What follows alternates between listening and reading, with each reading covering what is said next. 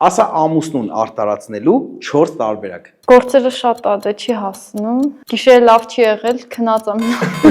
Գործերը շատ էլի ուշատուն եկի չի կարա։ Դե հիվանդ է, ոչինչ, լավ, այս 2 օր անցնի։ 4 ընթացակարգ, որը կհեռացներ հարսանիքներից։ Հա, խորովածը պարտադիր չէ պարեսնել, ճիշտ է, ինքը հետաքրքիր ավանդույթ է, բայց հեչ պարտադիր չէ։ Ասեցի նվերները, որ պարտադիրը հայտարարելը, արտարացնելը խմած մարդկանց, պարտադիր որ բդի քեզնից զրգելով այդ հարսանիքի ենես։ Հա։ Ասա 4 միտ, որը ծագելա գլխումդ հարսանիքի դորը։ Բա երբ փոփրցնելու ես ամեն ինչը, շուտ հասնենք տուն հաց ուտենք, եթե հիշում ես շուտ հասնենք Շուշանա։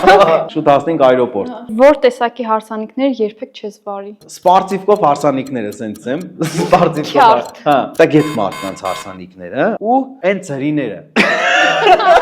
Որ ասել եք կանեմ, էդի չեմ անի։